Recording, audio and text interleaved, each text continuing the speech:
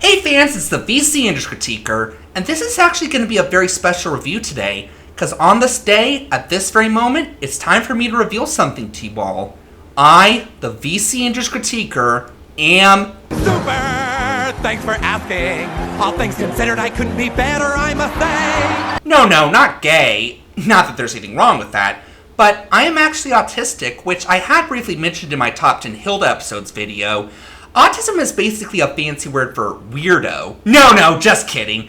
Autism actually means that I have certain strengths and certain weaknesses, the latter of which mostly in social settings. Why am I bringing this up? Because I actually feel that my life story is very similar to the person who I'm going to be talking about in this video, one of the most incredible people to ever walk the face of the earth, and was a big hope to parents of neurodivergent children everywhere. I'm of course talking about Helen Keller. I'm sure most of you already know her basic story already, but to avoid looking lazy, here's a quick history lesson.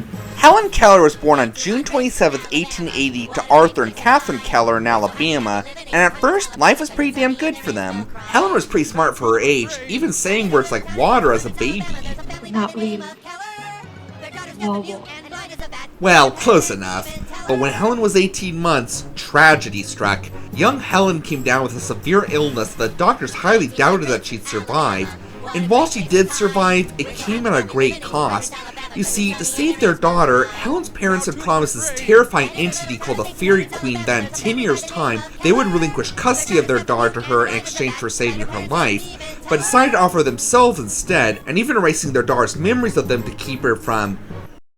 Okay, come on guys, that setup was just begging for a Hilda Season 3 reference. But okay, let's get a bit more accurate here. No, while Helen did recover from the illness, she had been left both blind and deaf. Kind of a 2-for-1 raw deal, ain't it? And unable to see or hear, Helen only knew how to communicate with her family through violent tantrums, both verbally and physically.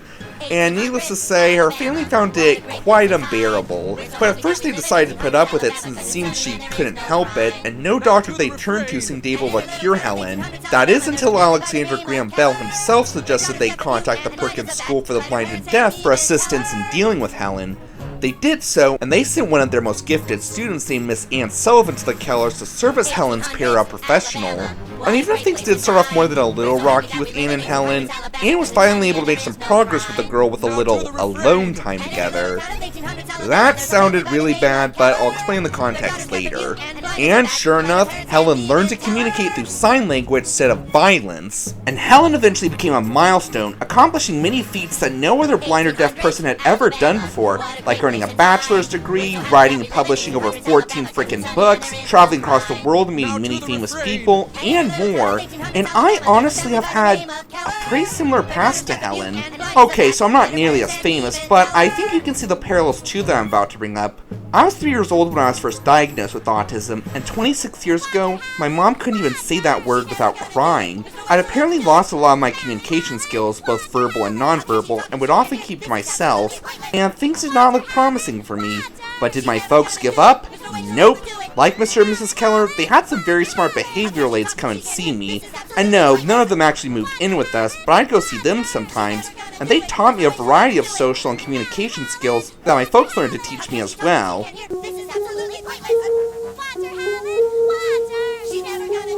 Unfortunately, music never ended up being one of my strong strengths. But bottom line is, like Helen Keller, I got off to a bit of a rocky start, but bit by bit, I climbed up the ladder to make everyone proud of me. And even if I didn't become an international celebrity, I have given hope to many parents of children diagnosed with autism. And as a special treat for all of you, I have interviews from them as well as my parents at the very end of this video about their experience of, well, dealing with a kid with autism. Skip here if you want to see it now, but first things first, I have to share my thoughts with you on Helen. While Helen's story has been told all over media, the most popular depiction is the 1959 stage play The Miracle Worker, which has been adapted to film over 3 times, or 4 if you count the very artistic licensed version depicted in the classic South Park episode Helen Keller the Musical.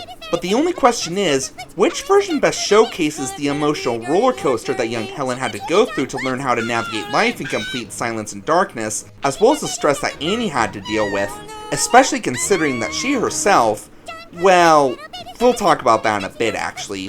I may not be a licensed doctor or paraprofessional, but I think I can successfully diagnose which movie is the best. and that I definitely have never had an ear for music. This is oldest versus median versus newest, The Miracle Worker. Yeah, I swore that if I had to see it one more time, I'd put a bullet in my head. But luckily, I got really stoned before I came. And in her little town of 1800s Alabama, there's a family by the name of Keller. Their daughter's deaf and mute and blind as a bat, but her parents hadn't even tell her. Young Helen had no easy task getting through life in complete silence and darkness, and even if she did succeed with flying colors eventually, she didn't get that way overnight. No, like a lot of other kids with disabilities, Helen initially seemed like a lost cause, but with Annie's patience and persistence, she figured out how to best utilize her sense of touch and smell. So let's see which one we wanted to see, bad choice of words, wanted to experience succeed the most with Best Helen Keller. And in her little town of 1800s Alabama, there's a family by the name of Keller. Their daughter's deaf and mute and blind as a bat, but her parents hadn't even tell her. And the role of our navigator of complete silence and darkness, we have Patty Duke, Melissa Gilbert, and Haley Eisenberg. One thing you've probably already noticed is, Helen is very obviously played by a teenager in the oldest and median, even though she's outright said to be 7 years old in both movies. Haley Eisenberg, on the other hand, actually was about 7 when she played our titular heroine. More on which one best captured the essence of a 7-year-old in a bit. Like I've said before, Helen was not much better behaved than Cartman when he doesn't get an iPad. Again, her parents didn't think it was right to discipline her since it allegedly was not her fault and couldn't control it. So tantrums were the only way that Helen knew how to communicate back then. But then Annie came in and taught Helen that there were much more effective ways to communicate, even in blinded deafness, that wouldn't irritate everyone around her to death. And while the steps of said journey themselves are well conveyed in all three versions, the depiction of Helen I was most interested in seeing succeed was Patty Duke's portrayal in the oldest. How come? Well, even though she was still very obviously a teenager, she captured the essence of a 7-year-old so effectively, it was actually very easy for me to suspend my disbelief. Eyes. You want the doll to have eyes. She was just like Judy Garland in The Wizard of Oz. She's able to convey the nature of a young child so effectively with her performance, you're actually able to buy her as, well, a young child. Melissa Gilbert in The Median, on the other hand, well, she failed miserably at playing a 7-year-old.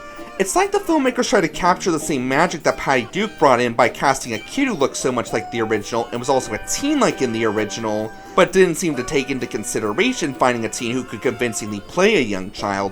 Yeah, no offense to Melissa, but I never bought her as a 7-year-old for one split second. I could tell that she was trying to capture that same feel, but she just didn't seem to have that natural ability that Patty had to make us believe she was 7 years old when she so obviously wasn't. Melissa Gilbert felt like a teenager through and through, so in scenes like when Helen was cradling her doll, I wasn't endeared, I was honestly kind of snickering. Really? You know, looking back at it, if Emily hadn't outgrown Jessie as a teen and was still playing with her, yeah, the whole When She Loved Me song from Toy Story 2 kind of loses its emotional resonance when you look back at it. And as for Haley Eisenberg, well again, she actually was about 7 when she played the role, so I don't think there's really any question that she captured the spirit of a 7-year-old girl. But being believable as a young child is one thing, the bigger task our three actresses were given was making us feel for Helen and the journey she had to go through, especially considering that, justified or not, Helen does start out as an entitled whiny brat, so it's a big job on the actresses to make her likable even when she's throwing complete tantrums. And once again, I feel that honor goes to Patty Duke. You'll note that Helen actually was pretty well known for her outgoing personality, and in theory, Haley Eisenberg should have been a perfect casting choice for Helen. I mean, she was freaking awesome in movies like Polly and How to Eat Fried Worms, but especially Polly. Seriously, that is such an underrated film. Well, unfortunately, I can't say the same for her performance here. I don't know if maybe she just wasn't given the same directing as she was in Polly or How to Eat Fried Worms, or maybe if the year 2000 just wasn't the stride of her acting career, but she always just felt so restrained and introverted here. Yes, I know Helen was blind and deaf, but even before she learned how to get through life being such, Helen was still outgoing and, well, memorable. And Haley Eisenberg was, well, no offense to Haley, but kind of like how most people perceived blind and deaf people at the time. Just a lifeless lump on a log. Take the scene where Helen and Annie are having a slap fight with each other.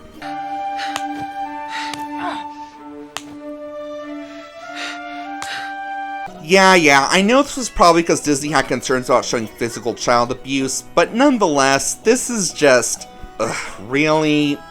Even if Melissa Gilbert failed miserably at playing a 7-year-old girl, her attempts to try and play one did at least make her performance a bit more memorable. Haley was cute, sure, but a cute face can only bring so much charm without a cute personality. Honestly, every second Patty Duke was on screen was a joy to watch, especially during this scene where Annie's teaching her how to read facial expressions with her hands, and her attempts to emulate said expressions are... I mean, how can you not freaking love these expressions? Even the scenes where Helen is being a brat, Patty Duke is just so endearing in them, you're still able to root for her and want her to succeed in life. When Melissa Gilbert was eating like a pig, I was just grossed out. When Haley Eisenberg was eating like a pig, I was just indifferent on the matter. But when Patty Duke did it, I honestly wouldn't have minded eating dinner with her more often. She's probably the only person on earth who I'd actually want to dine with on account of her bad table manners. That is pretty freaking impressive. But at the same time, Duke really managed to convey Helen's stress of the situation as well. I mean, really, just imagine for a second what it would be like to live in total silence and darkness. Yeah, that concept sounds pretty freaking disturbing, doesn't it? And I will admit, all three actresses did do a pretty respectable job at conveying Helen's misery with the situation, but looking back at the three, it's clear that Duke was definitely the most frustrated by, well, her failure to communicate. And this made her first major triumph that we'll talk about in the best story round all the more awesome and satisfying to watch. Again, I know this round has been pretty one-sided, but I'm sorry, Patty Duke just crushed the part of Helen, making her endearing, believable as a young child, and most importantly, tragic, thus making for the depiction that we wanted most to see the light at the end of the tunnel. Metaphorically speaking. Point goes to the oldest.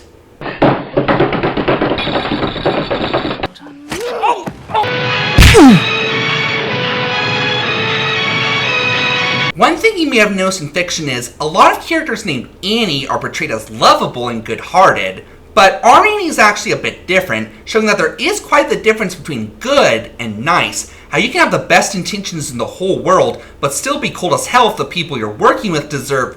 Wait, cold as hell? Counterintuitive choice of words, I guess. But still, our Annie is able to give quite the boost in charge to guarantee success.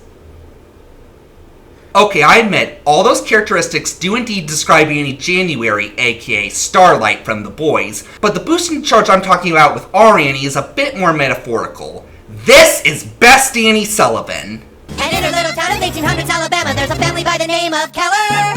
Their daughter's deaf and mute and blind as a bat, but her parents can't even tell her. Anne Sullivan, better known as Annie Sullivan and also the Miracle Worker, is respectively played by Anne Bancroft, Patty Duke, and Allison Elliott.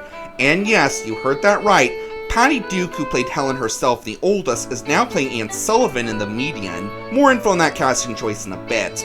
Anyway, I already knew that Annie was a stern but caring tutor to Helen, who would often have to resort to tough love, but I was actually surprised to learn that she herself had originally been blind as a kid before her sight was restored with several operations, and that she herself grew up in a 19th century asylum with her brother Jimmy, and thus is well aware of the horrific existence it entails, especially considering little Jimmy himself died in the place, and this gives her all the more determination to succeed in her quest with helping Helen get through life, as the traumatic memories of that shithole plague her frequently, and she is dead set on making sure that Helen does not end up with the same miserable childhood that she did. And this naturally makes her a very engaging historical figure to watch. But which actress captures said determination the best? Can Patty Duke pull off the same massive acting talent as Annie that she did when she played Helen? Well, as much as I praise the hell out of her performance as Helen, she unfortunately made for my least favorite of the three depictions of Annie Sullivan.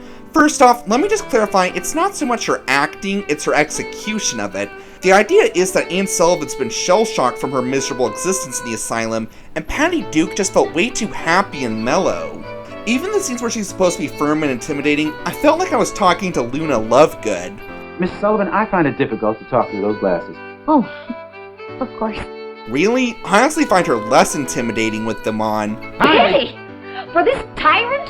The whole house turns on her whims. Is there anything she wants she doesn't get? Harry Potter, you listen to me right now. I guess my big issue is that all that endearing charm that Patty had as Helen really doesn't work on Annie. Annie Sullivan's charm works in a rather different way. Again, she's likable because she's dead set on keeping Helen from winding up in the same miserable fate that she did as a kid, and is willing to resort to tough love to keep her from winding up in that fate. And with Patty Duke, even when she's trying, we just seem to still be getting that dork ability we got from her as Helen, and it just doesn't work here. As you may have guessed, the actress that best pulls off Annie Sullivan, in my opinion, is Anne Bancroft in The Oldest. Apparently the director of The Oldest was willing to take a budget cut for the film to get her cast in the role instead of a big-name actress, and I for one say that budget cut was more than worth it. For one, she actually is intimidating, especially when she's wearing those glasses. Miss Sullivan, I find it difficult to talk through those glasses. Now I agree with you there, Captain. That bitch is terrifying. And assertive. Yeah, this Annie is definitely a lot more blunt when expressing herself to the Kellers. I don't think Helen's worst handicap is deafness and blindness. I think it's your love. And pity. All of you are so sorry for her, you've kept her like a pet. I grew up in such an asylum. The state almshouse. Rats. Why, my brother Jimmy and I used to play with the rats because we didn't have toys. Maybe you'd like to know what Helen will find there not on visiting days. You can better understand why the Kellers in this version were willing to let their daughter live completely alone with someone they barely knew for over 2 weeks. And just to clarify, she wants to do so because she feels that her attempts to be firm with Helen are ineffective if she can run to her parents for protection. Okay, that sounded really bad. What I'm trying to say is, she feels Helen's parents intervening her attempts to discipline her are stunting her growth, and they kind of are, so she insists on living with Helen in the Keller's cabin in the woods for 2 weeks to teach her without Helen having the option to retreat to her folks if she doesn't like it. If any other person proposes to me if I had a kid, I tell them to get the hell out of my house before I call the cops. But Bancroft's deliverance of Annie's recollection of the horrors of growing up in a 19th century asylum are so terrifying, they would definitely convince me that her intentions for this were altruistic, and that anything would be better than my kid going through such a fate at that horrible place. Not even after saying these things. She has to be dependent on me. For what? Everything. The food she eats, the clothes she wears, fresh air. Yes, the air she breathes. Whatever her body needs is a primer to teach her out of. Again, if anyone else said stuff like that to me, I'd call the cops. But Bancroft's natural trauma of the horrors of an asylum is a very persuasive argument. And this definitely works much better for someone who lived a childhood as god-awful as hers. I mean, if you had to watch, or rather hear about, since again she was blind as a kid, your peers getting pregnant at just 13, and hearing your own brother die, hell, you could argue that not being able to see it and it being left to her imagination was even more traumatic. You probably wouldn't grow up to be an optimist either. And honestly, Helen doesn't need an optimist to get through life. Please remember that up to now, Helen had been almost as spoiled as Veruca Salt. Well, maybe not quite to that level, but still pretty close. So a soft and understanding person would not have been the ideal person to help her. She needed someone as strong and stubborn as herself to get her to shut up. To learn how to communicate effectively. And again, I feel that stern, tough love was brilliantly conveyed through Anne Bancroft. But it's never to a point where she's unlikable either. As harsh as she is, the movie does make it very clear that she has Helen's best interests at heart every second. She knows Helen is far more capable than her family gives her credit for, and being passive is not going to help her grow. Well, maybe grow fatter, since the Kellers up to now had been willing to let Helen take the food off their plates. Annie, on the other hand, is not inclined to share. Well, my point is, she simply will not stand for Helen's bullshit for 1 second. But anyway, she's kind to Helen when she deserves it, just not to a point where she comes off as too much as a softie. Oh yeah, and I guess I should talk about Allison Elliott's portrayal in the newest. She did a fine job as Annie. Definitely more traumatized and authoritative than Patty Duke was, but she still pales in comparison to Anne Bancroft. And that's really all I have to say about her, I'm afraid. Just adequate. Oh, come on, don't look at me like that. It's not my fault that the oldest version did such a great casting job for the 2 female leads. I'm not biased, I just call it how I perceive it. And what I perceive is that Anne Bancroft was the most intimidating and traumatized, but also determined and motivated, Annie Sullivan. Point goes to the oldest. Think I'm so easily gotten rid of. Oh, you little devil.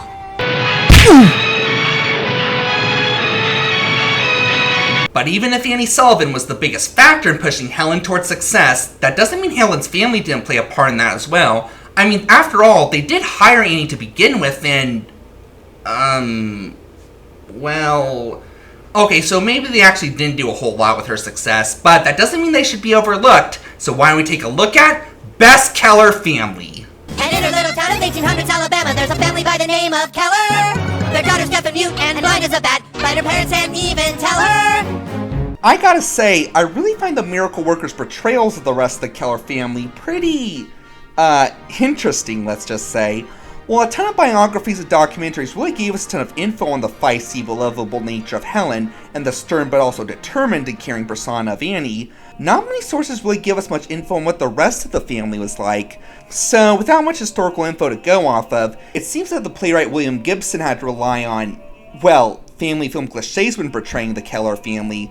Like, Helen's mom is the kind-hearted and loyal maternal figure who's deeply agonized that her own daughter has to live in complete silence and darkness and refuses to give up on her no matter how much bullshit or stress she brings upon them.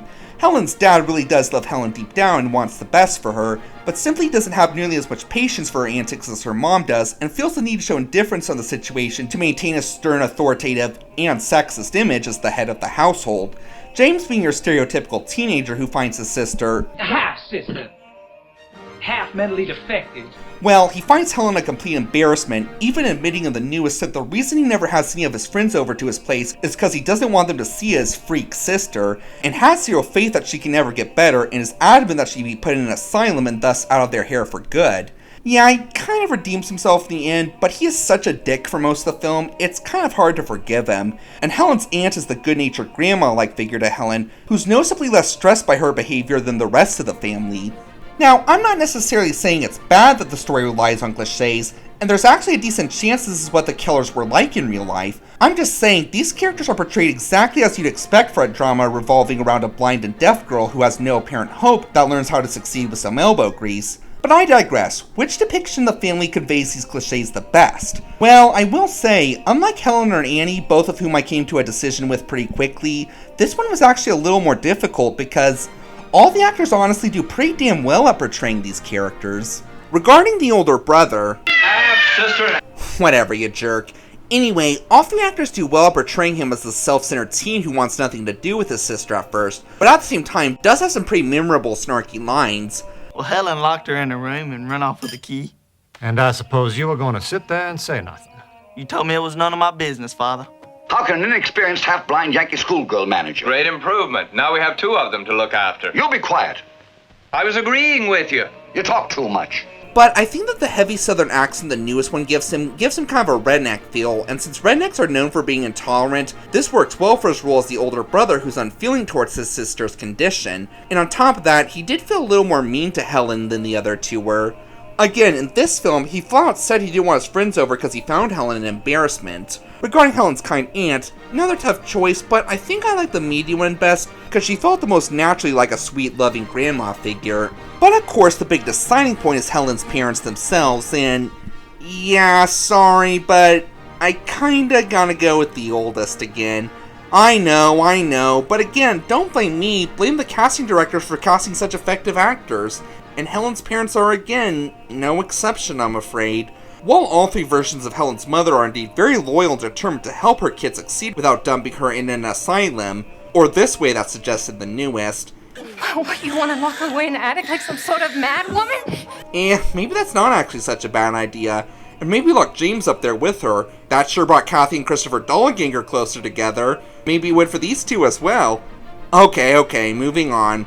But as devoted as she is, Inga Swinson, the oldest, just seemed a lot more firm about standing up for her daughter. It's not pleasant to see her about all the time. Do you dare complain of what you can see? She did fold her napkin. She learns. She's a natural Johanna, if I do say so myself. Not just that, but I also just felt she felt the worst for her daughter's condition, and it's clear that she'd sell her soul in exchange for a pair of eyes and ears for her daughter. But since doing so would lead to her eternal damnation, she'll have to settle for the next best thing with Miss Annie. And as for the father, Captain Arthur Keller, who by the way is played by Victor Jorian, the oldest, who we'd previously seen as Injun Joe in my Tom Sawyer comparison. Anyway, I personally like Victor Joy's portrayal the best, because even though he was still able to come off as a stern, authoritative, Von Trapp-like father figure, you could still feel a bit of a softy spot in him. If you'll give me your attention, Miss Sullivan. Now, I've tried to make allowances for you because you come from a part of the country where people, women I should say, come from, for whom allowances must be made. I have decided, nevertheless, My problem with his depiction of the media and newest was, while they both really conveyed the stern authority figure of the character, I didn't feel quite enough of the love he had deep down for Helen. I mean, it was still there in both those versions, but it felt a bit underplayed. Victor Joy wasn't exactly blunt about his affection for his daughter either, but the fact that he came off as honestly quite lovable at times despite his demeanor did still make his affection for his daughter more obvious. Again, balancing stern cold authoritativeness with sweet warmness is admittedly pretty hard to do, and I'm not saying that I got the impression that Captain Keller didn't love his daughter in the other two films. No, he did. I just felt Victor Joy's more obvious soft side made that more obvious and thus more likable. Again, blame the original for casting the best casting directors. I simply call it as I see it, and since I like one family best in the newest, one in the median, and two in the oldest, that simply would logically mean that the oldest should get the point again. Besides, they are her parents and arguably the most important members of the family, so I have to give credit where credit is due. Point goes to the oldest. You talk too much. You could show some sympathy.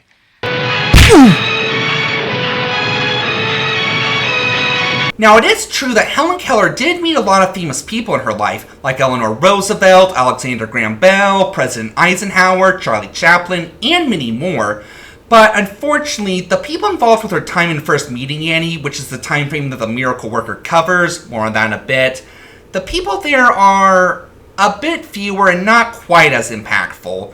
But I am still determined to find the best in what we do have here with Best Supporting Cast. And in her little town of 1800s Alabama, there's a family by the name of Keller. Their daughter's deaf and mute and blind as a bat, but her parents can't even tell her. Again, this round is going to be really short, because other than Helen, Annie, and the rest of the Keller family, none of the other characters have more than 5 minutes of screen time. But again, I'll make the most of what I have.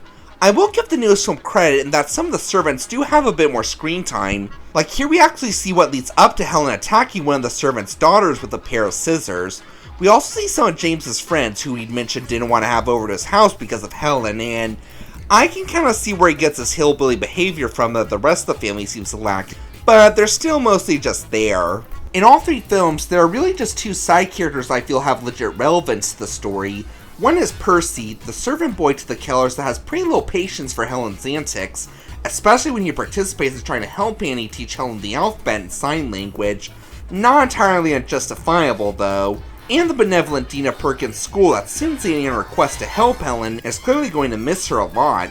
And just hear me out, okay? I like the depiction of Percy best in the oldest because he seemed the youngest of the three, so I felt he had a little bit more of a pass to get annoyed with Helen since he was just a little kid. When you're a little kid, it's more understandable I'd probably be weirded out by the antics of someone who's been blind and deaf the majority of their life. I mean, you're still young, so it figures that someone experiencing this kind of thing for the first time would be weirded out. Since the other two are in their young teens, you kind of expect them to be a bit more mature and understanding about her antics. Again, I don't know if that was actually his age in real life, but it kind of makes him more sympathetic here.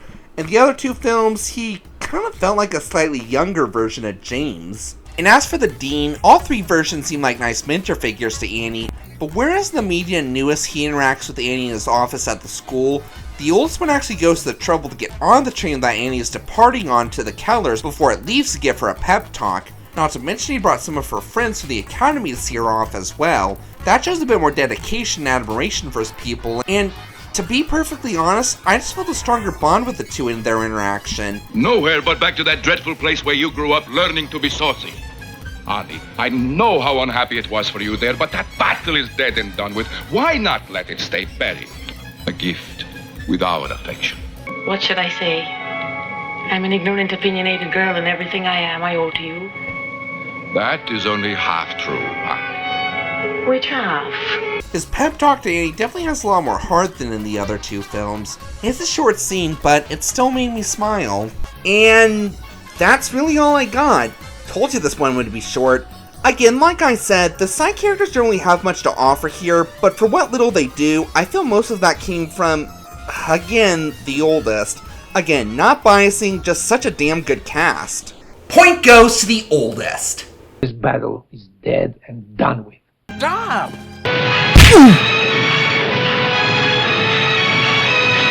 Of course, the story of Helen Keller itself very rightfully deserves its recognition in history, but which adaptation of Gibson's play best showcased the twilight of her journey overcoming complete silence and darkness?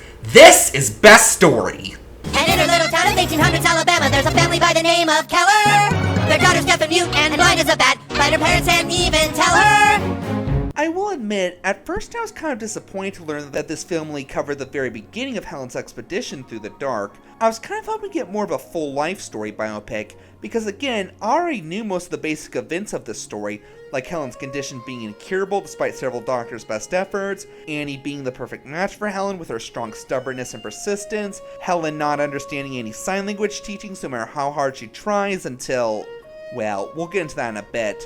I initially wasn't sure if just the beginning of the story would be enough to hold my interest, but I was pleasantly surprised to learn that there was actually a lot more to said beginning of Helen Keller's story than I had thought, like how Annie herself had originally been blind and grew up in a horrific 19th century asylum, the Kellers being so desperate to help their kid that they'll let her live alone for 2 weeks with a lady they barely know, and more. It's honestly a really beautiful and engaging story, and afterwards I was thinking, yeah, to hell with seeing her meet all those celebrities or accomplish all those feats as an adult, this is way more interesting, and I honestly saw quite a bit of my own childhood in overcoming my autism with the help of my behavioral aids in Helen's story, so it really hit home for me. So yeah, this film was really good. Only downside is, comparing the story almost seems pointless because almost all of the dialogue and incidents are completely identical in all 3 versions. Hell, I almost didn't think I'd be able to do a comparison. They were so similar, what was there even to compare? But then I thought, if Annie Sullivan didn't give up on Helen, then neither will I. And I'm glad I didn't give up, because I was able to find a favorite version. Take 3 guesses which one. Okay, so the olds may not have a whole lot more to offer, but what it does offer is definitely worth mentioning. For one, where the median newest opened straight when Helen is 7 years old, or allegedly 7 in the median, the oldest one actually bothers to show us when Helen had the high fever that almost killed her. And yes, it is pretty over the top, but you can still feel the sheer horror in Helen's parents as their child is pretty much confirmed to be a goner by the doc. And seeing their reactions when they find out she survived, but then they have their hopes dashed again upon discovering she's now blind and deaf is a pretty intense moment. When I screamed, she didn't blink! Not an eyelash! Helen! She just... Helen! That's a pretty ballsy intro and a great way to keep the viewers invested from the beginning. Another advantage it has is that it has the most amount of times that Annie has horrific recollections of her god-awful childhood, and they're all scary as hell. The grainy camera effect and double exposure shots are utilized to perfection to recap the horrors of Annie's childhood, and you can feel every ounce of trauma she has through them. The median's approach to these scenes is a bit different. The recollection scenes it has are completely verbal, which I'll admit was not a bad approach either. Considering Annie was blind when these scenes happened, it's fitting that we would only hear them and not see them at all. And the newest one may show these scenes just straight on with no strings or blind creativity attached, but it still does a pretty good job at executing them in a disturbing if not especially creative manner. Only downside is, these horrific recollections only happen twice in the median and newest. Needless to say, that's not quite enough to give us an idea of the trauma Annie had to endure in that place, and to show why she's so determined to make sure Helen doesn't wind up there too. But overall, I think it's safe to say that the biggest advantage the oldest has is the people behind it were just so talented. Not just the actors, but the director, the composer, the editors. They really gave their all to make the film so engaging, despite the writing and plot being largely identical to the median and newest. Really shows how the medium is the message, but I think this is best showcased in the ending.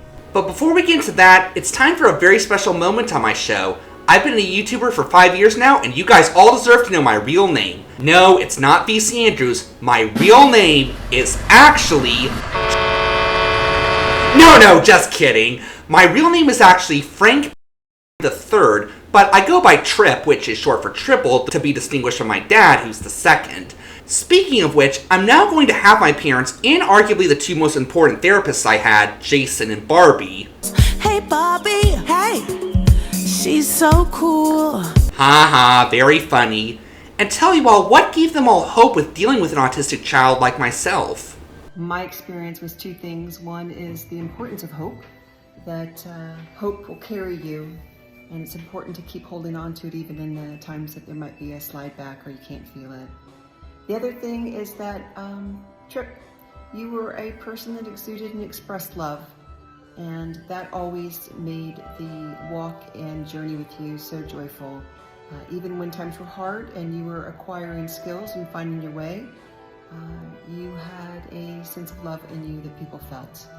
It was pretty evident at a very early age that Tripp was gifted with a huge heart, and that heart had an immense effect on almost everybody he interacted with, and didn't really wasn't able to articulate at the time, but it was always a great source of comfort that wherever Tripp went, whoever he interacted with, he was going to have a positive environment around him of people that wanted the best for him because of his huge heart. For a person to succeed, you need to have people around you we need to have people around that person who all believe that you are going to be successful, that we can teach you and figure out your brain and how it best works and teach you to be successful and help you be successful. Your parents were, their goals for you and the future they saw for you were eerily similar to the goals I had for you. And I knew that they were going to do whatever they had to do to make that a certainty. They were going to sacrifice, they were going to work hard, they were going to do anything they could do to help you. And they did. They did that. They did that plus two. I did not deserve to have such awesome people in my life, but my point is, it's pretty clear what's the main thing that gave them all the hope they had that I could get to where I am today. Love.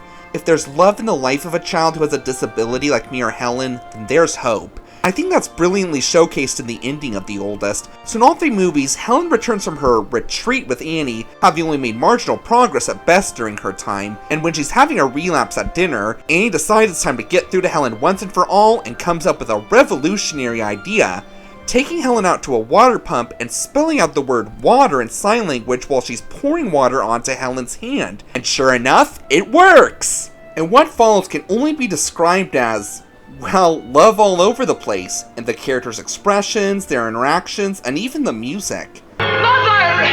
Papa! She knows! Yes, it's also pretty heartwarming in the other two versions, but it felt a bit more like your typical sweet family film climax. The love that's displayed in the climax of The Oldest is the special kind of love that helps a child with a disability succeed in life, and even if it's most prominent in the climax, we feel that love frequently in The Oldest, and I think that's a big part of why it was another clean sweep here like with Annie. It was just such a brilliant, moving, engaging, and most of all, heartfelt movie that really hit the heart of someone who walked a similar path in life to Helen. Point and victory go to The Oldest, the film that most triumphs in showcasing Helen's triumph in overcoming her blindness and deafness. Are you jealous, are you?